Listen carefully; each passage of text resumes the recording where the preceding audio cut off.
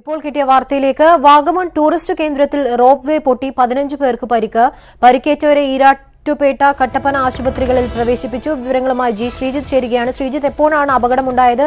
ആരെല്ലാമാണ് ഈ അപകടത്തിൽപ്പെട്ടിരിക്കുന്നത്? ഉച്ചയോടുകൂടിയാണ് ഇത്തരത്തിലൊരു അപകടം സംഭവിച്ചതെന്നാണ് നമുക്ക് ലഭ്യമാകുന്ന വിവരം. ഏതാണ്ട് 15ഓളം പേർക്ക് പരിക്ക് പറ്റിയിട്ടുണ്ടെന്നുള്ള വിവരവും ലഭിക്കുന്നുണ്ട്.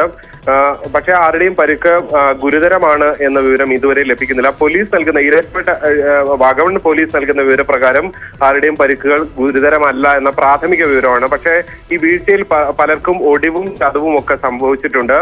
ഈരാറ്റുപേട്ടയിലും കട്ടപ്പനയിലുമുള്ള 2 സ്വകാര്യ ആശുപത്രികളിലായിട്ടാണ് ഇവരെ പ്രവേശിപ്പിച്ചിരിക്കുന്നത് എന്നുള്ള വിവരമാണ് ലഭിക്കുന്നത്. അളവിൽ, അതായത് തൂക്കത്തിൽ കൂടുതൽ, അതിന് പരമാവധിയുള്ള അനുവദിക്കപ്പെടുന്ന തൂക്കത്തിൽ കൂടുതൽ ആളുകളുടെ എണ്ണം അതിൽ കയറിയതാണ് ഈ റോപ്പ് പൊട്ടാൻ കാരണമായതെന്നതാണ് പ്രാഥമികമായി നമുക്ക് ഇപ്പോൾ പോലീസ് നൽകുന്ന വിവരം. എന്തായാലും എടുത്തു പറയാനുള്ളത്, ഈ പോലീസ് ഇവിടെ എന്താണ് അപകട കാരണം എന്നത് സംബന്ധിച്ചുള്ള അന്വേഷണവും മറ്റും ആരംഭിച്ചിട്ടേ ഉള്ളൂ. കോലാഹലമേട്ടിലാണ്, വാഗമണിന് സമീപം കോലാഹലമേട്ടിലുള്ള റോപ്പ് വേ ആണ് ഇത്തരത്തിൽ പൊട്ടിയത് എന്നതാണ് നമുക്ക് ലഭ്യമാകുന്ന വിവരം. ശരി, വാഗമൺ ടൂറിസ്റ്റ് കേന്ദ്രത്തിൽ റോപ്പ് വേ പൊട്ടി 15 പേർക്ക് പരുക്ക്. ജി ശ്രീജിത്താണ് വാർത്ത റിപ്പോർട്ട് ചെയ്തത്.